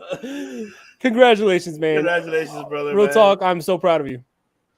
I'm so happy for you, man. That's awesome. You're playing with Slipknot, damn it! I know, and this is the third time I'm opening up for Lamb of God. Oh my God! And for Lamb of God. Oh, And you my said God. Ice Cube is there for a hip hop head who's rocking the Eazy-E shirt right now. Like, I'm definitely with that. Oh my God. That's awesome. Real talk. That's Breaking news. Chris is going to get famous. Yeah. Man, Fate Destroyed definitely deserves it. Their music is awesome. Oh my I God. listen to it all There's the time. some details in here. Oh my God.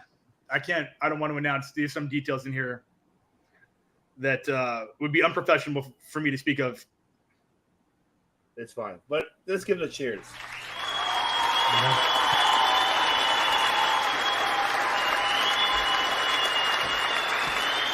Let's go. You know, I say it all the time, and I'm not ever blowing smoke up your ass. Like, I'm a big fan of your music. Honestly, Fate Destroyed is awesome. I appreciate that. Hell yeah. It's the truth. Hell yeah. See, look, Prevail is one of Tim's favorite bands. Wow. Oh, I love Prevail too. But wow, I can't believe it, man. That's fucking amazing. Oh my god. Oh yeah. Follow the director, ladies and gentlemen, because you'll get more detailed information of when that will be happening. And oh man, it's on now, man. I am happy. I'm stoked. This was such like a great organic moment that was awesome to have recorded here. I was just sitting here. I have 4 tabs open. I have my Facebook for this chat, the StreamYard, my personal email, and band email. And I saw the name of the person, and I was expecting the rejection letter. Yeah, we just played with I Prevail at Incarceration, which was an equally awesome festival, and they're dope. This is going to be fantastic. But let's get back to it because I got to handle business. Like I got to back to the action. I haven't slept once. I'm not about to. Back to the action. How Joe Funnery says it. Now let's get into the main event. Of course, the main event of the evening, as we have for the AEW Trios Championship Tournament, the Young Kenny Omega versus Russian Dragon Lee. Before we digress briefly, of course, I have to let this guy speak his. Circle debate. This is the invisible hand, Matt Callis. And we're here to celebrate an event that's not just wrestling, it's making history. The return of Kenny, by God, Omega. And we're going to make history here on Circle of Debate. The specialties of Kenny Omega now that he's back is his ability as a babyface to sell. He doesn't have to fly high anymore. He has the ability to let us feel his pain and show us to get sympathy with him. That's why he's the god of professional wrestling. And we will make history. You know, it's part of that next level consciousness. That next level consciousness is the path to knowing how to sell and getting sympathy from the audience. It's one of the best baby faces ever. You know, you could relate it to The Rock during the late Attitude Era, or Stone Cold whenever he's being beat down. He really is going to reach a whole other realm of babyface in these coming months, you know, and that's going to ultimately manifest once we see a heel CM Punk against a babyface Kenny Omega. And that's one of the best things we're going to see, because it will make history. All right, so we heard Matt Callis already digress. Shout out to Matt Callis. Yes. Oh, man. Oh, look, even Dom was congratulating your director. Fucking congrats to La Tola Rock and Roll. Yes. Oh, man. Yep. Acknowledge him. Acknowledge him. But, yes, this was a great comeback from Kenny Omega. Wasn't the, hey, oh, my God, like, people are expecting him to do what he normally does. Obviously, he's a little bit rusty. He's been a while, and I think he wanted to take a slow pace. This match was really fantastic, and obviously, those things go to lot. It was good to see them all together, especially that suicide dive, like right there, like it's like, my God, it's like I feel like I'm watching a Lucha Libre match because he literally put Kenny Omega over the barrier, and then seeing Kenny with the V trigger. Oh my God, the V trigger he gave to Dragon Lee. Fuck, that shit looked disgusting. It looked horrible. I cringe. Even the, one winged angel. That was it. But I really enjoyed it. Awesome main event. One thing I wanted to say, so I can, I guess the time management of the show, did they have enough time when they had to? I don't know if you get people notice. If you guys did it towards the end, Andrade turned his back on Dragon Lee, DDT him. Like, what the fuck just happened? Like, I did not understood that. Like, I was upset too. I was excited for this trio. I was so excited that they brought Dragon Lee over to form this team, but I don't think he signed with AEW or Ring of Honor. I don't think so. You better catch him and sign him. Like, shit. I don't think he wants to sign. I think that's what it is. Force him. Make him sign. Fuck Make him sign. Go ahead and take it away on this one. My turn? Go ahead, director. You want to take it? Yeah. One thing I noticed in a lot of Lucha Libre right now is that you're either a good guy in a mask or a bad guy in a cartel. And Fashion is kind of both. Yeah, obviously the Kenny Omega return, was what was going to happen. I think all of us predicted it, and obviously we saw when they handed Justin Roberts the note, we knew what was about to happen next. And we were in South Carolina, which is exactly where Kenny Omega is usually not from, but is from also. And it's a good match. I think Edwin last week or week before thought that how funny it would be if Young Bucks and Kenny lost. I thought that was what was going to happen. That would be really yeah. And then the match itself was good. That spot where Dragon Lee did what I thought looked like a blockbuster to the outside because he overshot a little bit. Was almost had a little girl in the crowd too. That's fine. Family show. And then obviously the weird thing where I think the timing of it was on purpose, where the hammerlock DDT to Dragon Lee and then the mask taken off to reveal that MJF was Dragon Lee this whole time. No, that did not happen, but most of that did. Yeah, we'll see. I mean, there's really not much storyline-wise going on here, except just we're moving forward in the trios title. Yeah. Oh man, yeah, and I agree with you. Yeah, he does. He did look rusty. Kenny Omega did look rusty. So I mean, it was out fine. for 9 months. He was out for 9 months. He's obviously, he's wrestling with a compression shirt. He had a shoulder brace on. He had like a thicker knee pad on, so I guess he had like some type of brace on his knee. So I'm not expecting Kenny Omega to come back as the best bout machine. You know what I mean? I'm expecting him to still be fighting off these injuries. Like, he looked hurt in there, and I don't want him to get more hurt. So I'm glad that he wrestled a more conservative style, but it was still entertaining. It was still really fun to watch. So I'm really happy that he's back. I hope that next week the United Empire beats the Death Triangle just so we could get Kenny Omega and Will Ospreay in the same ring. That's going to be awesome, especially with the Twitter beef that they got going on right now. I was upset that Dragon Lee got kicked out right afterwards. You could see early on in the match, like in the beginning, Dragon Lee was the only one who wanted to go shake the hands of the Young Bucks and Kenny Omega, and he wanted to show respect where Rush and Andrade was not showing any respect. But I felt like a lot of this was a squash match for the Elite. Like, besides like some really cool spots, I don't know. I just thought that Andrade and Rush could have got more offense in, because I've always thought that Rush versus Kenny Omega is a dream match of mine. And finally having them in the same match, like, it really didn't pan out to be like that type of matchup. It just seemed like the Young Bucks and Kenny Omega carried most of the offense for this match. So I don't know. I was a little upset with the way it ended and the way they kicked out Dragon Lee, because I thought that this would be a great trios down the line to feud with other trios in the tournament. But it is what it is. I'm really happy to see Kenny Omega back, though, for sure. Oh, yeah, me too. I'm really happy to see him back. I know he's not 100%. I think it's just, I don't know, man. Like, I don't know if it's Khan's booking. I don't know if he's desperate. I don't get it. I know, because think about it right now, because Hunter is making a lot of moves, obviously, what he's doing, the returns and everything else overall. I mean, yeah, well, that's debatable, to be honest. I mean, they should have been the trios. I don't know. Why not? Yeah, that's debatable. I feel they should be.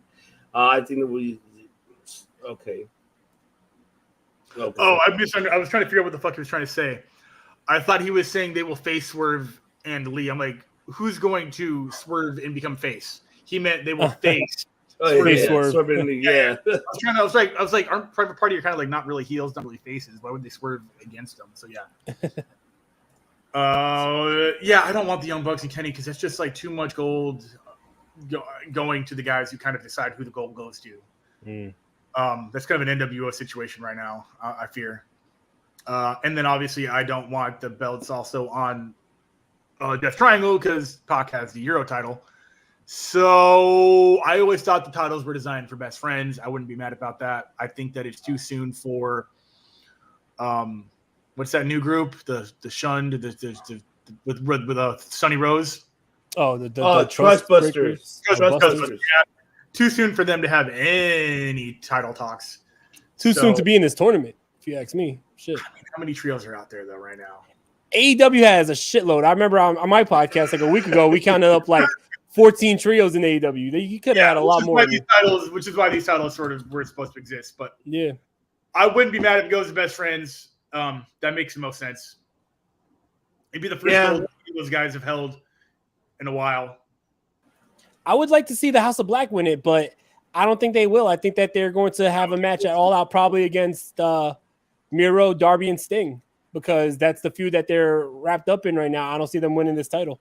But I think that, a couple months ago when you had House of Black feuding with Death Triangle, I thought that was the perfect matchup for a trios title if you were going to make one.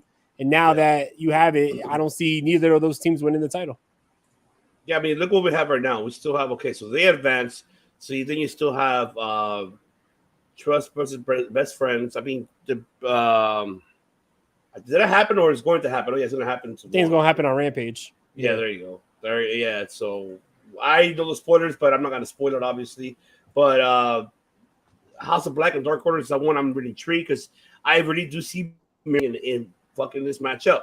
I have a feeling he's going to come in and cause House of Black that, obviously the trios tournament, making Miro versus Malachi in a one-on-one at All Out. I do see that happening. I'm looking forward for this one next week. Yes, Death Triangle and Will Ospreay and Aussie Open. That's the one that I'm really, really, really intrigued with. So next week's card is a banger. You have that. You have that world title match. You have FTR versus Jay Lethal. Wait, is it FTR? I know FTR. I know it's Dax versus Jay Lethal. Are going up against the Jay Lethal team, right? Yeah, but next week you have Dax versus Jay Lethal, which is going to be a banger too. Oh yeah, definitely, it's going to be a banger. And of course, what I'm looking forward to tomorrow though is you got Hook versus Zach Clayton from the Jersey Shore. That's JWoww's man. And of course, Carter Castellani, obviously open challenge, and penalty for it, and Athena, and Swerve in Our Glory, of course, the main event. So I'm looking forward. Before we end this, very brief, director, I want to get both of you guys. We haven't talked about WWE. Let's end it with WWE. So far, Raw highlights that you've seen so far. Are you liking it so far, director? Are you liking what you're seeing? Everybody loves your rant, by the way. Yeah, that's weird. I didn't have any of that really. That was just me fucking going on. I agree with you. I'm not hating it more than I was prior to the switch up. The highlight. I don't like the Seth Rollins character right now. The laughing character is so contrived and annoying, and I know that is what it is. But he's so much better at being any version of him. Besides that, it's a little much. I like that Riddle is in that picture. I'm big on the Dexter Lumis thing. That's cool. Curious to see what happens with Karrion Kross. They're letting them wrestle. I talked about that.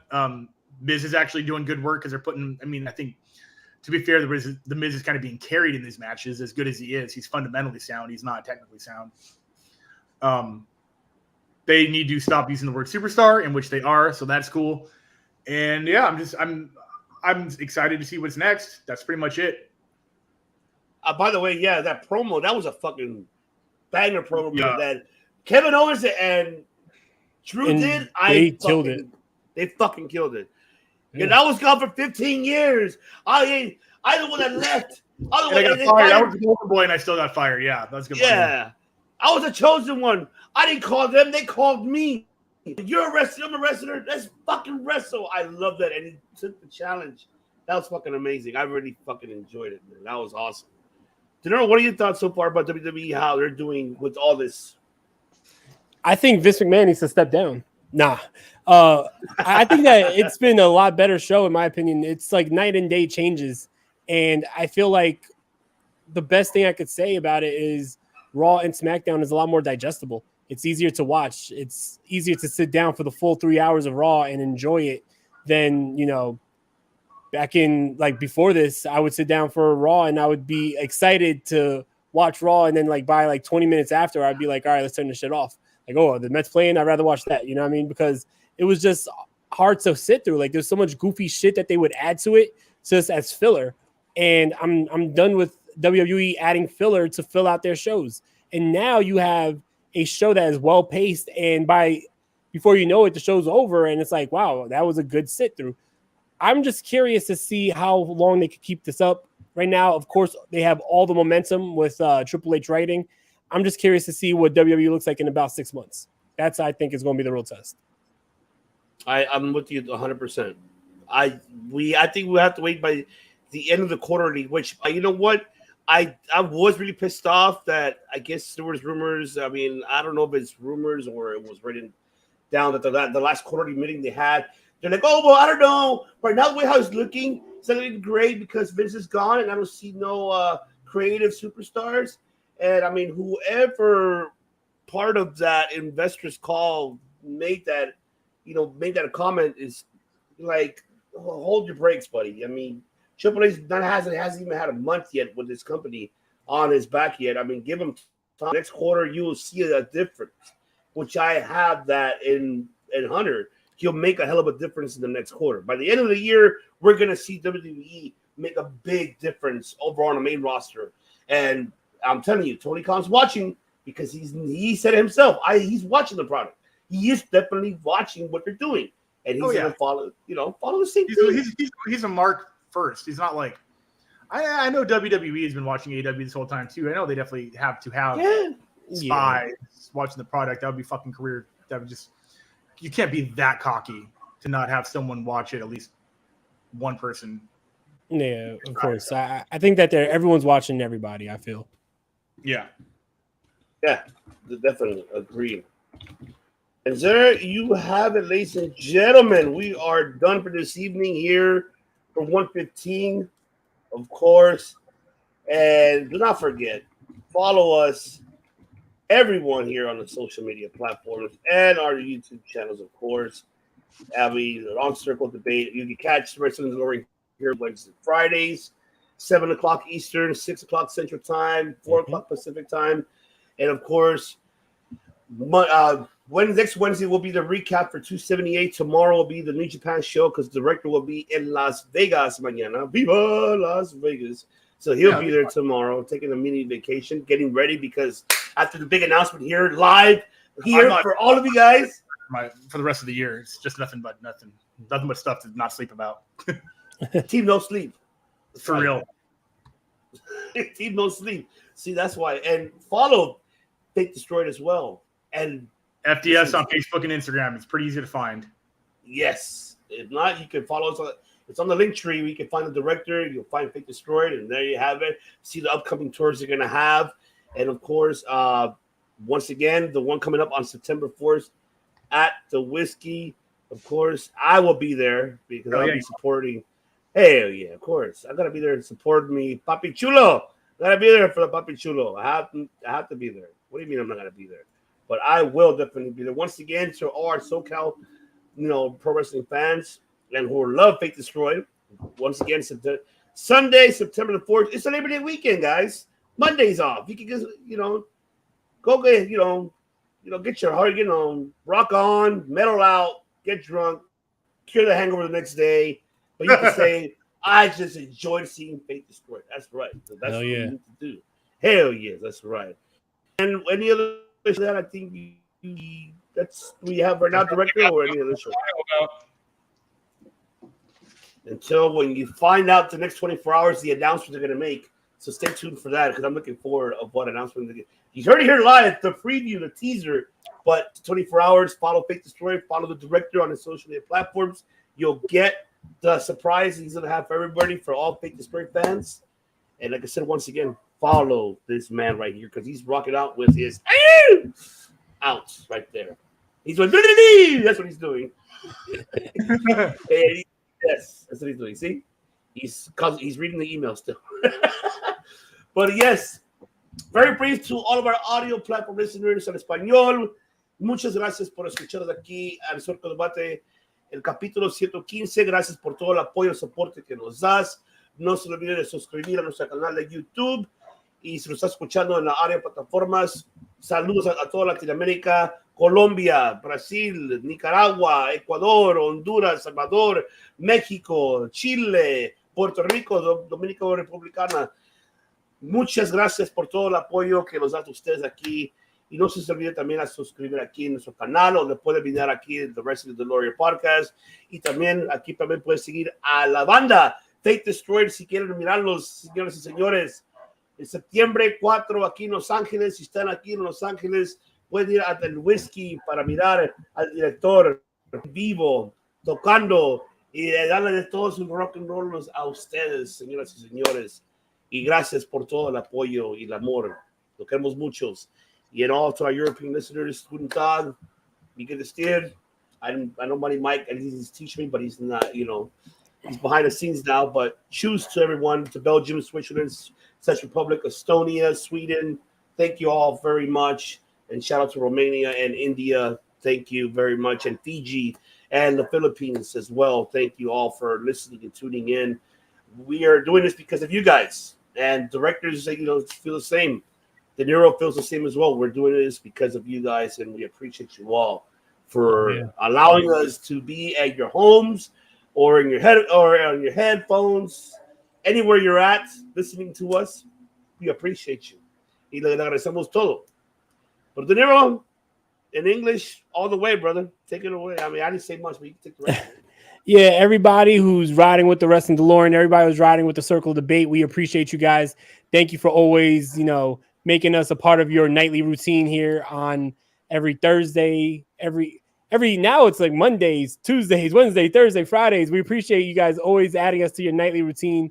Thank you so much for always supporting everyone in the chats. Thank you for always joining all our subscribers, everybody. Thank you so much. That's right. Yeah, indeed. And don't forget to, purchase our merch. We got new merch coming, out too as well. We do have booty shorts coming your way. Oh, yes, booty shorts, chanclas. We got the chanclas now. So you can, you got those chanclas. Get some Wrestling Delorean merch too. We got chocolates coming? Yeah, we got chanclas ready, man. And shot glass. Oh, shot glass too, yes. Shot glass Chocolates and shot glass. That's right. So don't forget, Paul Story, because you want to see this. You want to see El Papi Chulo right here doing that.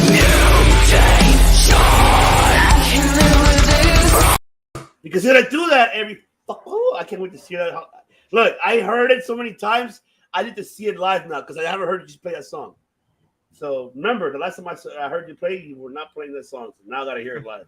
And I'm gonna. All right. We're definitely playing that live. Spoiler alert. Look at that. I don't think the booty shorts will. And subscribe to our boy Dan as well, man. He's part of the crew here as well for our New Japan shows. We'll be back tomorrow for a New Japan show. And as we give our semifinals and the finals for the G1 climax. And then next Wednesday, we'll be back for the UFC 278 recap. Usman Edwards Part 2, which I'm looking forward to the director putting his title on the line. So his Typology World Championship to see who wins that one. And we'll be back here as well for another New Japan show on Tuesday as well. Thursday, here episode 116, we'll talk about, of course, the NWA 74 night 1 and night 2, which is obviously the women's night. And then they have the regular, pay-per-view event. Look at the cards, see how it's going to be looking. And we're almost there on the road home for All Out and at Night at the Castle of WWE. So there's a lot of stacked professional wrestling coming to you guys within the next 2 weeks. Stay tuned as well for the Wrestling Delorean on Mondays, also have Wednesdays, and tomorrow. What do you got? What do you got in store for them tomorrow for the DeLorean? Tomorrow we're talking about the fallout from Lockdown 2006. Impact. We won't be talking about 2 TNA impacts from Lockdown. We're also going to be talking about Emergence, and I'm going to talk a little bit more about AEW Dynamite. That's right. And pretty soon you're going to see De Niro and director going ECW back on time. So I'm looking forward to hearing. I'm time for this, I promise. I'm with it. Hell yeah. All right. There's 3 major news that I found out today. Say it right now, Dan, before we cut it off. Say it. Put quick, it right Dan, here. quick. Quick, Dan. Type, damn it, type. I want to know what's the MMA news. I want to know. One championship will become the States 2023 for live events if this prime deal goes well. Oh, yeah, we'll see. I'm cool with that. It's not major or anything like that, but it's cool. That's it, then. Any more else? I know you have one more. That was like a Dixie Carter announcement. EC3. I think that's it right then. That's it. Okay, we're good. All right, ladies and gentlemen, thank you so much once again. Don't forget that here on the COD, because Matt Cal is in here, but I'll have to do it. Of course, the COD, the Wrestling Delorean, Fate Destroyer, the director himself, the De Niro himself, the Devious One himself, and the League as well. We don't make podcasts, ladies and gentlemen, and Chris doesn't make fucking music. It makes me. I don't know. I'm not that clever. He makes history. Professional wrestling, bigger than hacking. Will Over and over. make Over and over. history. Over and over.